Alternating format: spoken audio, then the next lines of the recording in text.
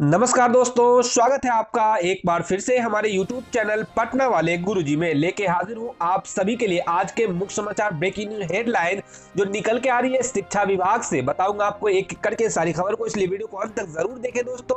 और यदि आप एक शिक्षक है तो वीडियो को लाइक जरूर कर दें और ज्यादा से ज्यादा अपने दोस्तों के साथ, शिक्षक साथियों के साथ जरूर शेयर करें। दोस्तों आज की सबसे पहली बड़ी खबर आ रही है, शिक्षा विभाग ने मांगी है निष्ठा ट्रेंड शिक्षकों की जानकारी। बता दूं दोस्तों, शिक्षा विभाग ने सभी जिलों से national initiative for school heads and teachers holistic advancement यानी कि निष्ठा प्रशिक्षित शिक्षकों का ब्यौरा तलब किया है। बिहार शिक्षा परियोजना परिषद ने जिलों से यह ब्यौरा मांगा है। बीईपी और एससीईआरटी संयुक्त रूप से एनसीईआरटी के दिशा निर्देश पर सभी नियोजित शिक्षकों को निष्ठा की ट्रेनिंग दे रही है। राष्ट्रीय शिक्षा शोध प्रशिक्षण परिषद ने इस ट्रेनिंग के लिए 18 मॉड्यूल यानी कि 18 कोर्स विकसित किए थे और यह पूरी ट्रेनिंग 15 दिनों के निर्धारित है।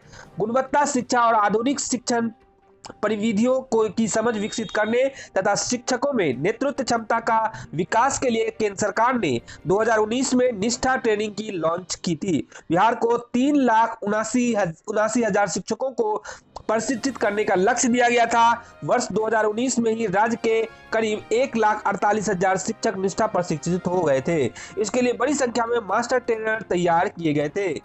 अगली खबर जो आ रही दोस्तों, राज्य कैबिनेट की बैठक में कुल 45 प्रस्तावों को मंजूरी मिली। साइकिल पोशाक के लिए 75% हाजिरी की शर्त अब खत्म हो चुकी है। बता दूं दोस्तों, शैक्षणिक सत्र 2020-21 में स्कूलों में नामांकित सभी बच्चों को साइकिल पोशाक और छात्रवृत्ति आदि सभी योजनाओं की राशि दी जाएगी। इन योजनाओं की राशि के लिए 75% हाजिरी की अनिवार्यता को खत्म कर दिया गया है। यह सिर्फ इस साल के लिए किया गया है। सीएम नीतीश कुमार की अध्यक्षता में मंगलवार को राज्य कैबिनेट की बैठक में निर्णय लिया गया। बैठक में कुल 45 प्रस्तावों को मंजूरी मिली। राज्य सरकार के इस निर्णय से पहली से 12वीं के 2 करोड़ से अधिक बच्चों को लाभ मिलेगा। कोरोना को लेकर स्कूल बंद रहे, इस कारण सभी बच्चों को राशि देने का फैसला लिया गया। बच्चों को यह राशि खाते में हस्तांतरित की जाती है। इसी माह यह राशि बच्चों के खाते में भेजी जानी है।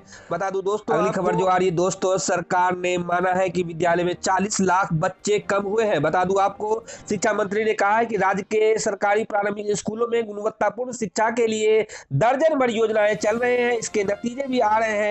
सभी अप्रशिक्षित शिक्षकों के प्रशिक्षण की व्यवस्था की गई है। शिक्षा मंत्री ने कहा है कि प्रारंभिक और मध्य विद्यालय हेतु 90,762 शिक्षकों के नियोजन की कार्रवाई की जा रही है। वर्ग 1 से 12 तक सभी पुस्तकों का ई कंटेंट बिहार पाठ्य पुस्तक निगम की वेबसाइट पर और विद्यावीर ऐप पर पहली से 12वीं कक्षा के ई कंटेंट उपलब्ध है। वर्ष कैलेंडर 2021-22 में भी सभी कक्षाओं में 3 महीने का विशेष कैचअप कोर्स चलाने की तैयारी की जा रही है। कक्षा 1-2 के लिए विशेष नामित शिक्षक की व्यवस्था एवं उनका प्रशिक्षण कराया गया है। कक्षा 3 से 5 के विद्यार्थियों के लिए उनकी दक्षता के आधार पर समूह निर्माण एवं समूह शिक्षण की व्यवस्था तथा वर्ग तथा आयु सापेक्ष दक्षता के लिए विशेष शिक्षण की व्यवस्था की गई है। मंत्री ने कहा कि सरकार का लक्ष्य कोई बच्चा स्कूल से बाहर न रहे, उसको पूरा करने के लिए 8 मार्च से प्रवेश उत्सव का विशेष अभियान चलाया जाएगा। चलिए दोस्तों बढ़ते आगे और अगली खबर बताते हैं आपको। अगली जो खबर आ रही है दोस्तों, शिक्षक दक्षता अब जीवन भर मान्य होगा। केंद्र के तर्ज पर बिहार सरकार ने लागू करेगी यह व्यवस्था। बता दूं दोस्तों आपको, शिक्षक दक्षता परीक्षा पास करने पर 7 साल के बदले जीवन भर उसकी मान्यता रहेगी। केंद्र सरकार की तर्ज पर बिहार सरकार की इस व्यवस्था को लागू करेगी। राज्य सरकार को केवल केंद्र से विधिवत पत्र या आदेश मिलने का इंतजार है। नवल किशोर यादव व सुबोध कुमार के ध्यानाकर्षण के जवाब में मंगलवार को विधान परिषद में शिक्षा मंत्री विजय कुमार चौधरी ने यह जानकारी दी। मंत्री ने कहा कि राज्य के उच्च माध्यमिक विद्यालयों में शिक्षक के पद पर नियुक्ति हेतु शिक्षक पात्रता परीक्षा एसटीईटी उत्तीर्ण होना अनिवार्य है। इस प्रमाण पत्र की वैधता अभी 7 साल है।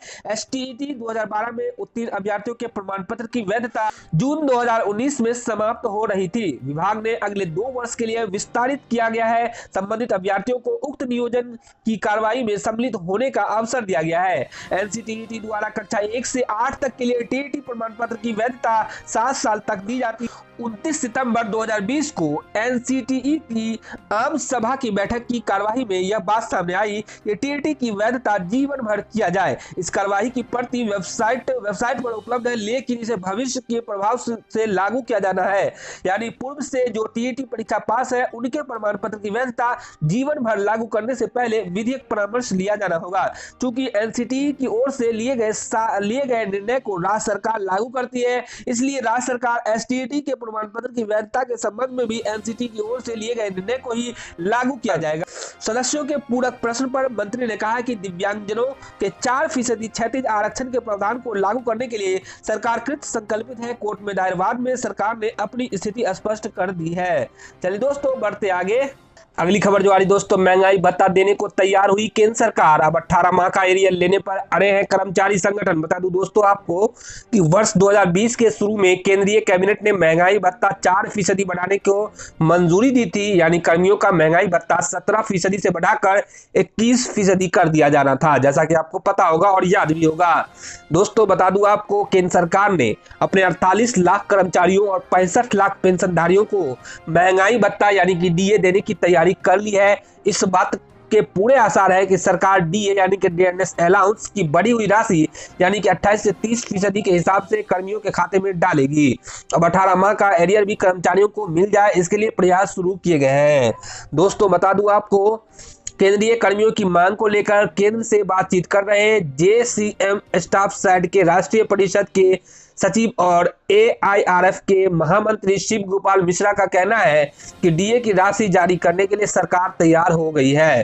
कर्मचारी संगठन अब एरियर लेने पर अड़े हुए हैं। केंद्र सरकार और कर्मचारी संगठनों के बीच 2 सप्ताह के भीतर एक उच्च स्तरीय बैठक होने जा रही है। यहीं से केंद्र सरकार के कर्मियों और पेंशनरों को उनके चेहरे खिलने वाली खबर मिलेगी।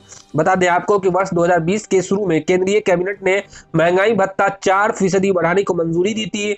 यानी कर्मियों का महंगाई भत्ता 17% से बढ़ाकर 21% कर दिया जाना था। केंद्रीय कर्मचारियों और पेंशनधारियों इन दोनों को मिलाकर 1 करोड़ से ज्यादा लोगों को इसका फायदा पहुंचना था। इसके लिए सरकार को अतिरिक्त 14,595 करोड़ रुपए खर्च करने थे। केंद्रीय वित्त राज्य मंत्री अनुराग सिंह ठाकुर ने राज्यसभा में एक लिखित जवाब में बताया था कि मार्च महीने के वेतन के साथ सभी केंद्रीय कर्मियों और पेंशनधारकों को बढ़ी हुई दर से महंगाई भत्ता मिलेगा। जब तक यह राशि जारी होती, देश में कोरोना के चलते लॉकडाउन लग गया था। इसके चलते वित्त मंत्रालय ने जून 2021 तक बढ़े हुए डीए और डीआर पर रोक लगा दी थी। जानकारों के अनुसार इस फैसले से केंद्र सरकार को करीब 37,530 करोड़ रुपए की बचत हुई। एआईआरएफ के महामंत्री शिव गोपाल मिश्र कहते हैं कि महंगाई भत्ते और महंगाई राहत को लेकर केंद्र सरकार के साथ बैठकों के कई दौर चले हैं। विभिन्न स्तरों पर ज्ञापन सौंपे गए हैं। अब सरकार का रुख सकारात्मक नजर आ रहा है। सहयोगी कर्मचारी संगठनों का कहना है कि नियमानुसार जून 2020 में डीए की राशि 24%, दिसंबर 2020 में 28% और जुलाई 21 में 30% बढ़नी चाहिए। बतौर मिश्रा कर्मियों की उम्मीद जायज है। सभी कर्मियों ने कोरोना के दौरान सरकार के साथ कंधे से कंधा मिलाकर काम किया। अब 30% की बढ़ी हुई दर से डीए का हक तो बनता है। इस सप्ताह या उसके बाद केंद्र सरकार के साथ एक महत्वपूर्ण बैठक होने जा रही है, जिसमें वित्त मंत्रालय और कर्मचारी संगठन के प्रतिनिधि मौजूद रहेंगे। सरकार ने इतना भरोसा तो दिया है कि सभी कर्मियों को डीए मिलेगा। अब लड़ाई केवल एरियर की है। 1 जनवरी 2020 से लेकर जून 2021 तक 18 महीनों का एरियर बकाया है। चलिए दोस्तों, इस न्यूज को यहीं पर समाप्त करते हैं। न्यूज देखने के लिए बहुत बहुत धन्यवाद आपका। न्यूज पसंद आया हो तो इस वीडियो को लाइक करें और ज्यादा से ज्यादा अपने शिक्षक साथियों के साथ जरूर शेयर करें। दोस्तों यदि आपने इस चैनल को अभी तक सब्सक्राइब नहीं किया तो जरूर सब्सक्राइब कर ले और घंटी के बटन को जरूर दबा दें। इससे फायदा ये होगा कि इस चैनल पे कोई भी शिक्षा विभाग से संबंधित अपडेट आएगा तो इसका नोटिफिकेशन आपके मोबाइल पे तुरंत पहुंच जाएगा दोस्तों।